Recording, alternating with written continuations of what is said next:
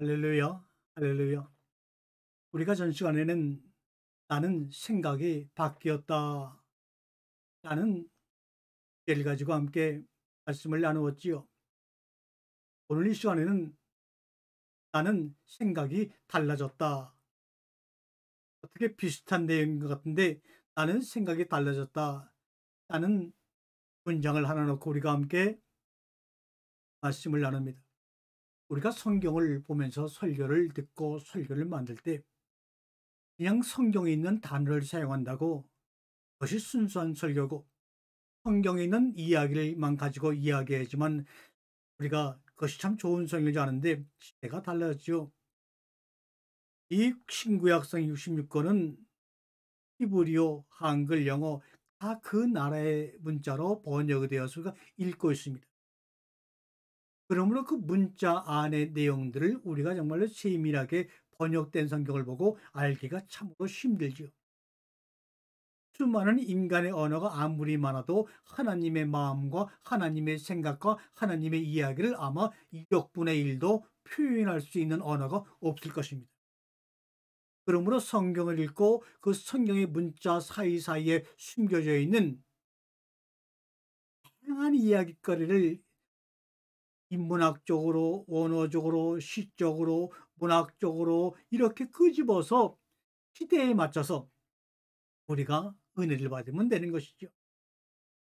그래서 하나님의 말씀이 성도들의 심령의 그 속에 씨앗이 떨어져서 열매를 맺게 되면 그 열매를 맺은 성도들은 그 열매를 가지고 만나는 사람들마다 접촉하는 사람들의 상식과 언어와 문화적인 특성에 맞게끔 이야기를 전해주는 것이 증인이 되는 것이지, 예수를 믿어라 성경적인 언어만 가지고 얘기하게 되면 그들은 그 단의 의미도 생소할 뿐만 아니라 일단 거부감을 느끼게 되는 겁니다. 전 시간에 나는 생각이 변했다. 오늘은 나는 생각이 달라졌다. 변했다와 달라졌다의 의미가 어떤 의미가 있을까요? 그래서 웃음과 울음이라고 하는 것을 우리가 가지고 생각이 달라졌다는 의미를 한번 캐치해 보려고 합니다. 지금 보면 여러분, 웃음과 울음은 기쁨과 슬픔을 표현하는 단어지만 사실은 하나입니다. 그래서 웃음과 울음이 같은 의미라는 걸, 어둠과 빛이 다른 색이 아니라는 걸 알고 난 뒤 내 삶의 내 음색이 달라졌다. 이렇게 고백합니다. 빛이란 이따금 어둠을 지불해야 될 수 있다는 생각. 어둠이라는 것을 지불하지 아니하면 빛이 빛으로 우리에게 오고 인식할 수가 없지요. 울음의 절정이, 웃음의 절정이 울음이라는 걸, 어둠의 맨 끝이 빛이라는 걸 알고 난 뒤 우리 마음속의 트라우마, 독이, 그 마음이 사라지고 달라집니다. 웃음이란 이따금 울음을 지불해야 터질 수 있다는 생각 안 해보셨나요? 어둠 속에서도 빛나는 별처럼 나는 골똘해졌네.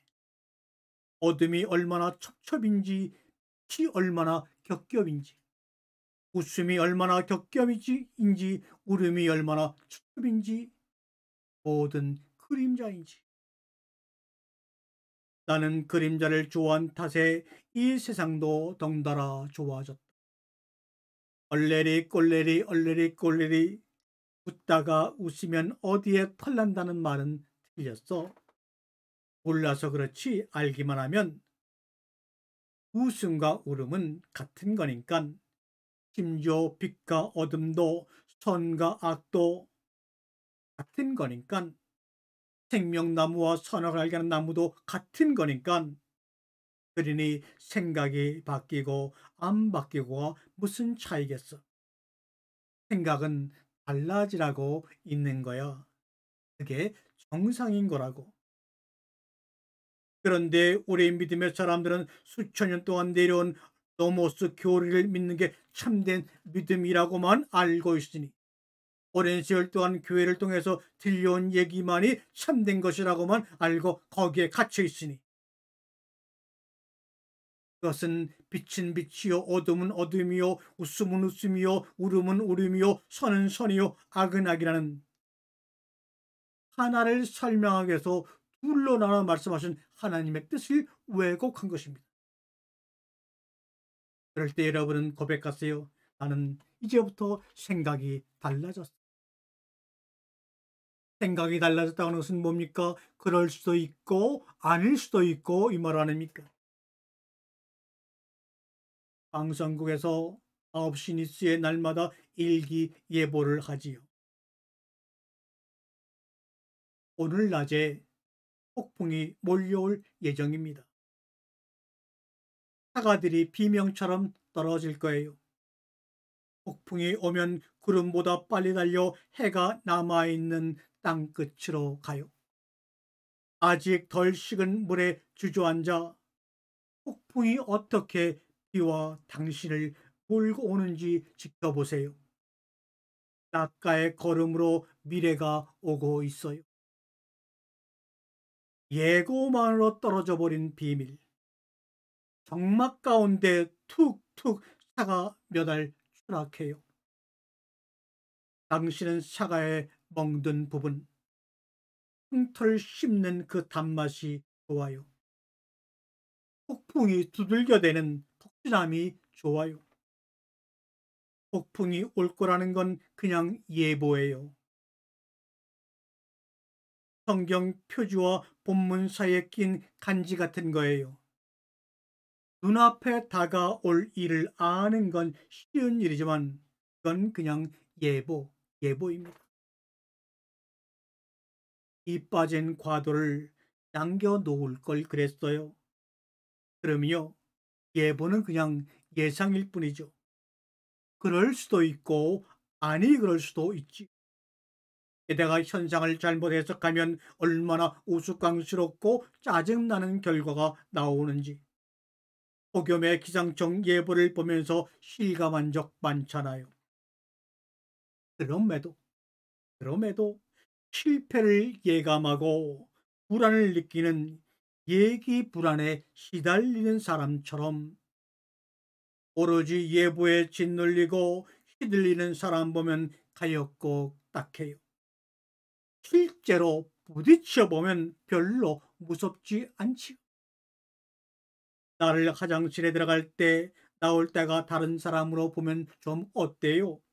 실제로는 아무 일 없던걸요? 그러면서 생각이 달라졌다. 그럴 수도 있고 아니 그럴 수도 있다. 나는 마지막 종교는 바로 후트 타무트. 선악을 알게 하는 나무의 열매를 먹으면 너희는 죽고 죽으라는 죽음의 묵상으로 오늘 말씀을 마쳐볼까. 죽음의 묵상은 생명의 삶이기도 합니다. 죽음에 대한 묵상. 경건하게 시작해 볼까요? 갓난하고 못 배운 사람들 죽으면 사망했다 하고 넉넉하고 잘 배운 사람들 죽으면 타계했다, 별세했다, 운명했다라고 하고 지위가 높은 사람이 죽으면 서거했다, 응어했다, 승하했다 한다. 아니, 죽었으면 죽는 거지. 죽었다는 말도 이렇게 달리 쓴단 말인가? 우리는 나이 어린 사람이면 죽었다, 나이 든 사람이면 돌아가셨다 이러면 될 걸. 간단하게 말이야. 너무 간단하잖아. 어려울 게 하나도 없잖아. 그런 간단한 기준이 있으면 사람에게 함부로 하는 무도한 종자들이 누구인지 금방 알 수 있잖아.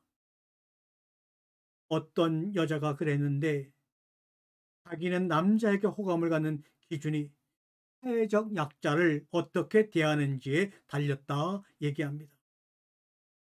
정의감 때문에 정의감 그런 것 때문이 아니고 가진 것 없는 사람에게 함부로 하지 않는 사람은 속을 믿을 수 있다는 거지요.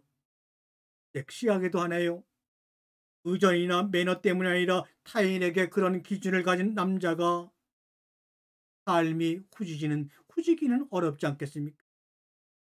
난 그 말을 듣고 이 여자가 얼마나 괜찮게 생각이 들든지요. 히브리어나 헬라어나 다른 나라 말을 보게 되면은 죽, 죽, 죽음, 죽었다는 단어가 무트 타무트 그저 한두 개뿐인데 우리나라의 죽음이라는 단어를 한글 대사전을 찾아보니까 무려 제가 발견한 것만 하더라도 44개가 됩니다. 이세, 영면, 영서, 작고, 승하, 입적, 별세, 서거, 사망, 타계, 절명, 임종, 기천, 자결, 아니 세상에 전 세계를 따져봐도 죽음이란 단어가 44개가 넘는 나라는 우리나라밖에 없다는 것을 발견할 수 있어요. 이 주님은 죽고 죽으리라고 이 하나에밖에 없는 단어로 표현할 수밖에 없어서 서운악을 알게 하는 지식의 나무를 먹으면 무트 타무트 죽고 죽으리라고 말씀했는데 죽음이란 단어가 40개가 넘는 우리나라 입장에서 본다면 얼마나 그 문장의 해석이 다양하게 감성적으로 시인이신 하나님의 마음을 표현할 수 있을까 하는 겁니다.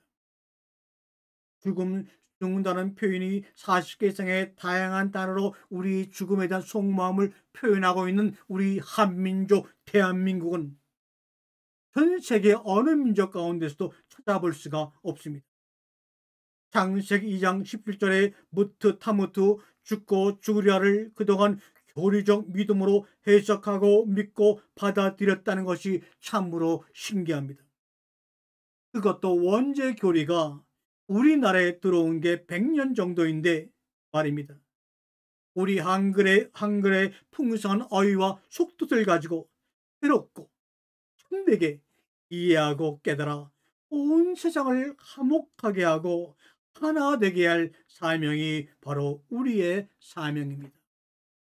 나는 생각이 변했다. 나는 생각이 달라졌다. 그럴 수도 있고 아닐 수도 있다. 라는 결론이 바로 죽음에 대한 묵상입니다. 그런데 왜 그렇게 하지 못하고 그렇게 하고자 하는 사람의 싹을 발라버리고 이단으로 그들을 판별해버리고 말까요?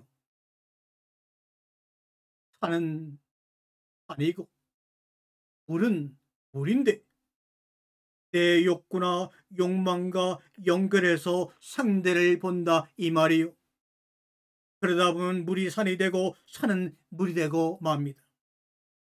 물속에 비친 상 그림자가 산이라고 우기기도 합니다. 그런 면에서는 우리와 종파를 달리했던 고승이었던 성철 스님이 그립기도 하지요. 산은 산이고 물은 물인데 너희들의 욕구와 욕망과 연결시켜 보다 보니까 한 사람도 산을 산으로 보지 못하고 물을 물로 보지 못하고 물속에 비친 상 그림자가 산이라고 우기는 이 세대 속에서 마지막 남길 유언으로 그 말을 남긴 그 고승 노인의 마음은 어땠을까? 우리 한번 죽음을 묵상하는 가운데서 묵상해 보면 어떨까 생각을 합니다.